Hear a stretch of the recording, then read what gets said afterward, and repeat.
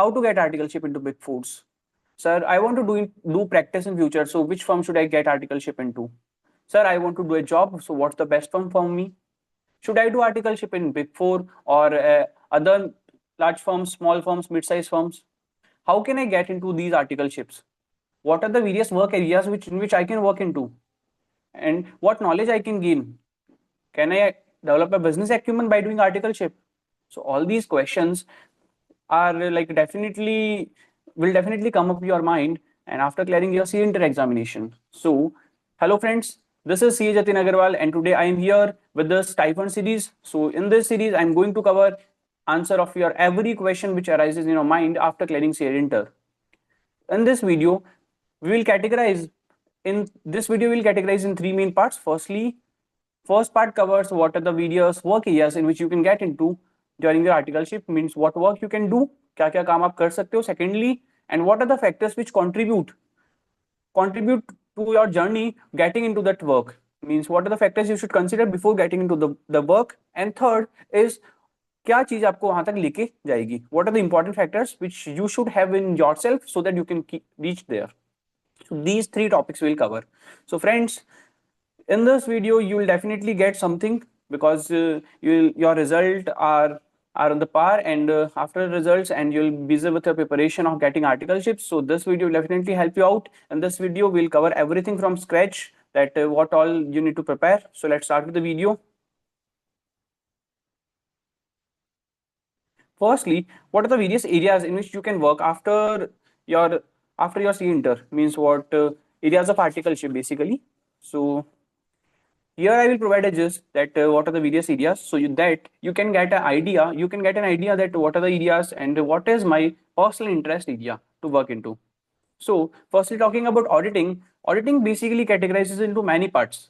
अब sir आप बोलेंगे sir auditing तो it was very tough subject, but let me tell you that in practical life you will do enjoy the auditing, right? So अगर आप audit कर रहे हो तो आपको इसमें basically you will enjoy, you will gain the client hospitality, you will gain a lot of knowledge, lot of experiences, your subject matter knowledge also, and versus other areas which are there in any company after clearing CA, so that are open for you if you are doing an auditing, right?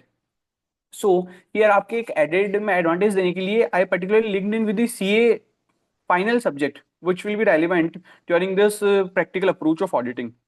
So I mentioned that also. Like सबसे पहले बात करते हैं अपन statutory audit की. Statutory audit में basically आपका होता है कि जो कंपनीज एक्ट आपके बताता है कि कंपनीज पे ऑडिट्स मैंडेटरीली एप्लीकेबल होती है, एलएलपीज पे आपकी कुछ टर्नओवर या कुछ क्राइटेरिया की बात एप्लीकेबल होती है, तो उसको जो स्टैच्यू बताता है उस अकॉर्डिंग आपको ऑडिट करना होता है. एसएस आपको ध्यान में रखना है, एएस ध्यान में रखना है, इंडेस ध्यान में रखना है. तो इन सबको ध्यान में रखते हुए आपको ऑडिट करनी होती है. अब स्टैट्यूटरी में आप सारी स्टैट्यूटरी कंप्लायंसेस प्लस जो आपको आपके एसेस ये सब बोलते हैं वो सब आपको ध्यान में रखना है. तो इसमें अगर आप प्रैक्टिकली बात करो तो आपके सीए फाइनल के मोस्टली सभी सब्जेक्ट काम में आ जाते हो. क्यों? जैसे मैंने यहाँ पे प्लॉट डाउन कर दिया कि कौन सी सब्जेक्ट है. फर्स्टली आपकी मैं फाइनेंशियल रिपोर्टिंग मान रहा हूँ, second auditing, third DT, fourth IDT, fifth economics and FM. Basically not this इस पर्टिकुलर फिफ्थ में मानता हूँ सबसे पहले तो आपकी एसएफएम, एएफएम बेसिकली जो बोलते हैं एएफएम, और जो न्यू सब्जेक्ट है सीए फाइनल में एसएफएम पहले था, अब एएफएम ये मैं मानता हूँ, और सिक्स आपका आईपीएस. तो ये बेसिकली आपकी सीए फाइनल की सब्जेक्ट है. अब कौन कौन सी कहाँ पे आपके काम में आ जाएगी वो मैं बता देता हूँ.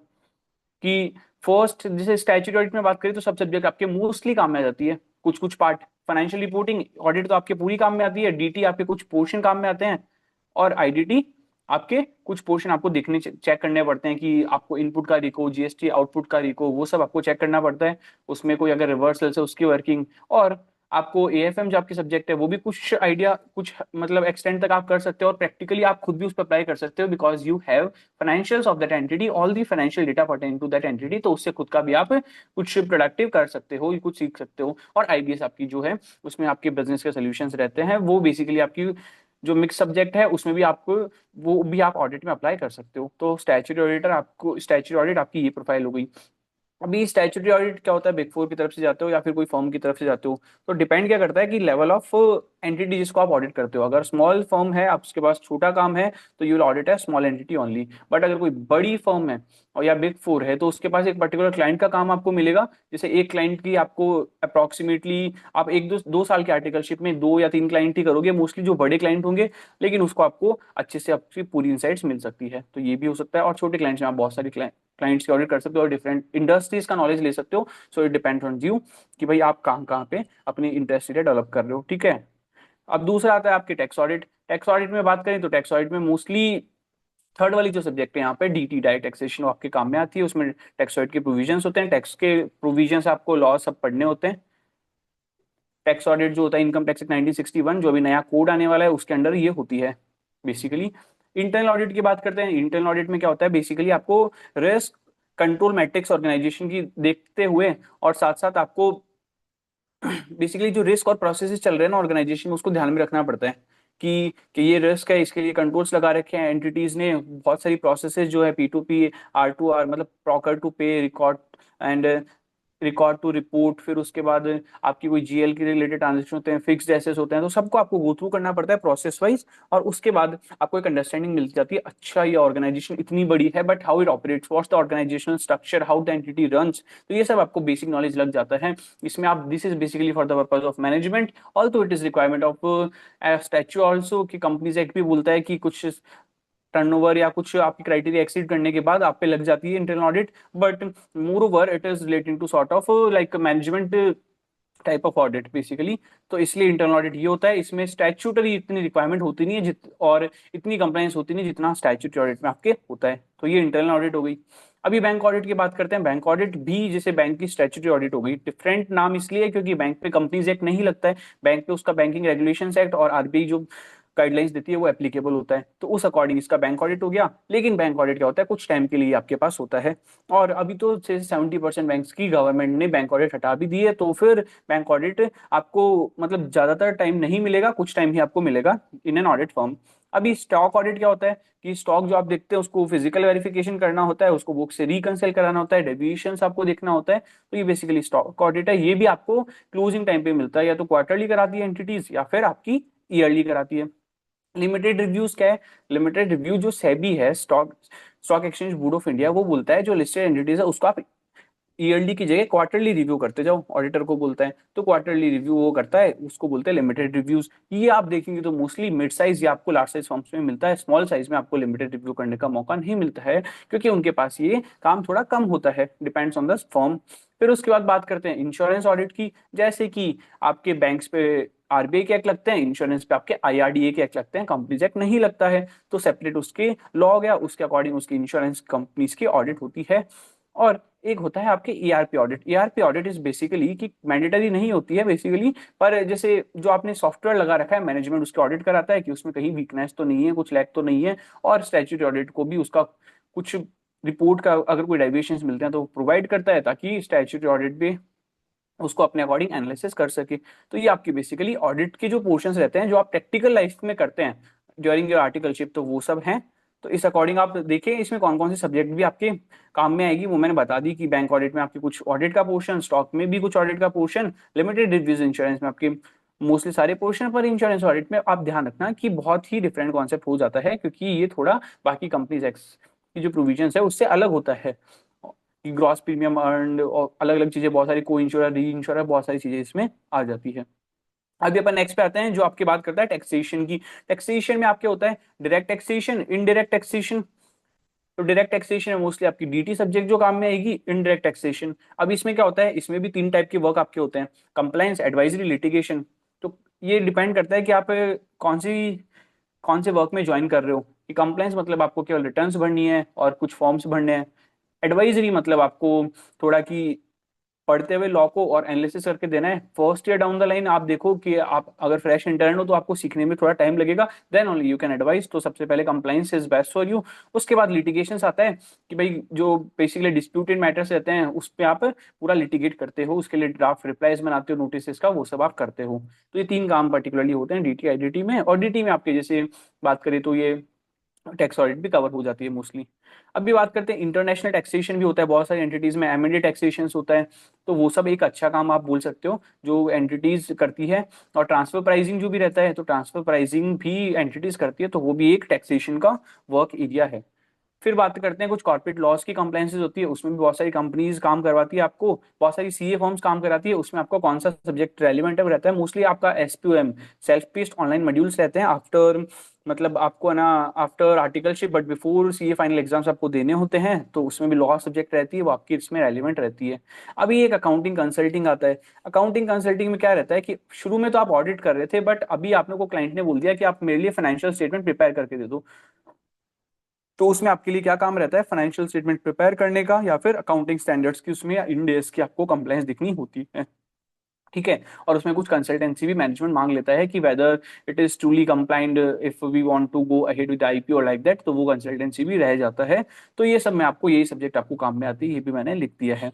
अभी बात करते हैं एक अच्छा असाइनमेंट जो आपको आर्टिकलशिप में करने को मिल सकता है, जो है ड्यू डिलिजेंस और valuation. These are the growing areas, और बहुत ही अच्छा असाइनमेंट है। इससे आगे आपको ड्यू डिलिजेंस एफडीडीज में आगे आफ्टर्स ये जॉब मिल सकती है, because you prior experience for that. तो इसके लिए बहुत ही अच्छा असाइनमेंट है। ये मोस्टली आपको देखे तो mid size forms, large size forms में रहता है, तो डिपेंड करता है आप ये क्रैक कर पाते हो नहीं कर पाते हो। इसमें यही सब्जेक्ट आपके सारे सब्जेक्ट काम में आ सकती है। अभी अपन अपने सेकंड एरिया पे जाते हैं, सेकंड टॉपिक ऑफ डिस्कशन, कि आपने समझ तो लिया कि कौन कौन से एरियाज आपके बेसिकली रहते हैं जिसमें आप you can work into during your articleship. अभी देखते हैं कि what factors should you consider. अब बोले sir, I have decided my work area, but for what factor should I consider based on which I can decide that area. तो कि भाई मैं इसी फॉर्म में क्यों जाऊं, मैं मिड साइज में क्यों जाऊं, मैं लार्ज साइज फॉर्म में क्यों जाऊं, मेरा इंटरेस्ट एरिया कैसे है पता चले मेरे को, मेरी प्रिफर्ड सिटी कैसे रखूं, मैं लर्निंग अपॉर्चुनिटीज को कैसे अपने काम में लूँ, रेफरेंसेस है तो कैसे काम में लूँ। तो वो बहुत सारे फैक्टर्स रहते हैं जो आपको कंसीडर करना पड़ता है आर्टिकलशिप एरिया या आर्टिकलशिप फर्म चूज करने के लिए। तो सबसे पहले तो आपका पर्सनल इंटरेस्ट होना चाहिए। आप इन टॉपिक्स से इनसे गो थ्रू करो, इनको गूगल करो, मेरी वीडियो को चाहे दोबारा सुनो कि क्या क्या इसमें काम रहता है, उसके अकॉर्डिंग आप अपना पर्सनल इंटरेस्ट देख सकते हो कि where I am interested into. ठीक है। दूसरा चीज कि सर मेरा इंटरेस्ट तो है, बट मैं जिस फर्म में जाना चाहता हूँ उसमें काम है या नहीं है, right, so that also matters. Third बात करते हैं कि है ना, अगर जैसे मैं क्या उसमें सीखने को मुझे उसमें काम तो है, बट क्या आर्टिकल्स को वो काम देते हैं नहीं देते, या फिर पार्टनर लेवल पे ही वो काम हो जाता है। फोर्थ क्या हो गया कि सर मेरी कि प्रिफर्ड सिटी पे आप क्लैरिटी लेके आओ कि जैसे मैं तो पर्टिकुलर एक विलेज से बिलोंग करता हूँ, तो मैं कौन सी सिटी में जाके ये काम ले सकता हूँ, क्या मैं बाहर जा सकता हूँ नहीं जा सकता, मेरा मन है नहीं है, या फिर मेरी फैमिली सपोर्ट करेगी नहीं करेगी, तो ये सब भी फैक्टर्स देखने पड़ेंगे। फिर आपके एकेडमिक्स, अब आपने मन तो बना लिया बट आप वहां जाना चाहते हो, तो योर एकेडमिक्स और marks also matters to get into that. साथ साथ आपके रेफरेंसेस आल्सो मैटर्स, ठीक है, to get into good profiles. ठीक है। उसके बाद बात करते हैं फ्यूचर गोल्स, क्या है आपका गोल कि भाई मेरे को प्रैक्टिस करना है या फिर आपको जॉब करना है। अगर प्रैक्टिस करना है तो मेरा ओपिनियन ये है कि अगर आपको डिफरेंट मतलब ट्रेडिशनल प्रैक्टिस करना है तो छोटी फॉर्म या मिड साइज फॉर्म ज्वाइन करो, ताकि उसको डाइवर्स आपको नॉलेज मिल जाए, थोड़ा कनेक्शंस बैठ जाए। और अगर आपको स्पेशलाइजेशन पे जाना है तो आपको एक बिग फोर या कोई बड़ी फॉर्म ज्वाइन करके या मिड साइज फॉर्म भी ज्वाइन कर सकते हो, उसमें स्पेसिफिक वर्क एरिया पे आप काम करो। ठीक है। उसके बाद आपका कि इंटरेस्ट, आप फ्यूचर में इंडस्ट्रियल ट्रेनिंग करना चाहते हो नहीं करना चाहते, दैट आल्सो मैटर्स। तो इंडस्ट्रियल ट्रेनिंग करना चाहते हो सर, व्हाई दिस मैटर्स, क्योंकि कुछ कुछ फॉर्म में रेस्ट्रिक्शंस होता है, या फिर आईसीए तो सर हमको अलाउ करता है इंडस्ट्रियल ट्रेनिंग के लिए, बट कुछ कुछ फॉर्म्स में जैसे आपका रजिस्ट्रेशन लेट करते हैं, कुछ भी रेस्ट्रिक्शंस होता है वो मना कर देते हैं इंडस्ट्रियल ट्रेनिंग के लिए। ये तो उसका पास्ट एक्सपीरियंस आप ले सकते हो पास्ट आर्टिकल से। ठीक है। और एग्जाम लीव्स जो आपका मैटर करती है, अभी तो बोलेंगे सर 2 साल की आर्टिकलशिप, फिर हमको जीएमसीएस और एडवांस आईटीटी करनी है, स्पॉम करना है, और उसके बाद हमारी लीव्स आ जाएगी, तो वो भी आप एक पास्ट एक्सपीरियंस के बेस पे कंसीडर कर सकते हो। उसके पास्ट जो आर्टिकल है उससे अपना एक्सपीरियंस ले सकते हो। बट आर्टिकल वो खुद का फ्रस्ट्रेशन भी बताता है, तो you should be smart enough कि आप अपना डिसीजन खुद बना सको, not to influence by others. सुनो सबकी and do it on your own, खुद की मन की करो। ठीक है। और स्टाइफंड भी अगर आप देखना चाहते हो तो स्टाइफंड एंड इनिशियली आपको बताऊं मैटर नहीं करता है, बट अगर आप चाहते हो कि भाई मेरे को गुड अच्छा स्टाइफंड मिले, तो वो भी आपके लिए एक फैक्टर रहता है।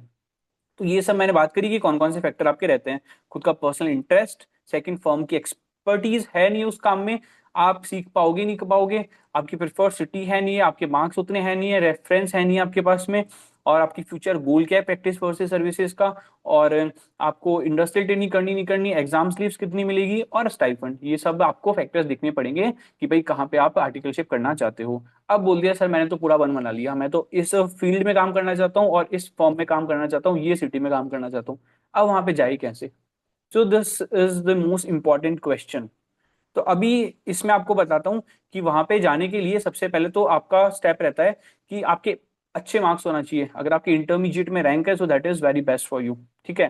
तो वो होना चाहिए। दूसरा आपके इंटरमीडिएट फाउंडेशन मतलब अच्छा मार्क्स। दूसरा आपका सीवी जो रहता है वो बहुत ही अच्छे तरीके से आपको प्रिपेयर करना है, एक्स्ट्रा करिकुलर्स उसमें डालने हैं अदर देन एकेडमिक्स।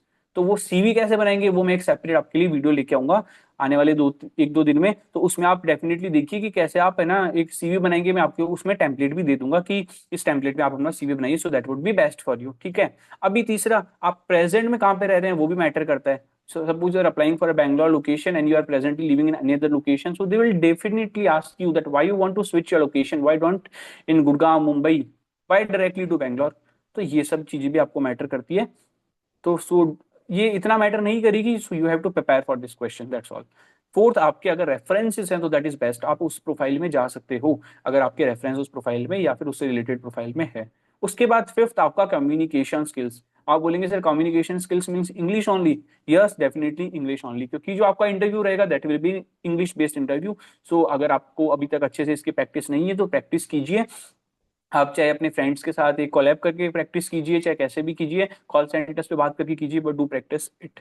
फिर उसके बाद आपका एक्स्ट्रा करिकुलर फ्रेंड्स, आपको बता दूं कि अगर आपको अच्छी आर्टिकलशिप लेनी है तो एक्स्ट्रा करिकुलर्स ऑल्सो मैटर। आपके कोई एक्स्ट्रा अवार्ड्स है, मेडल्स है, कोई आप एनजीओ से एसोसिएटेड हो, तो ये सब चीजें पे आपकी बहुत मैटर करती है। और साथ साथ आपको एक लॉन्ग टर्म आउटलुक रखना है कि suppose I want to get into that profile, so अभी मैं ऐसे स्टार्ट करूंगा, फिर मैं ये लर्निंग करूंगा। तो you should develop a positive mindset. ऐसा नहीं कि दिस इज अ फॉर्मेलिटी की 2 साल की आर्टिकलशिप करनी है तो हो जाएगी।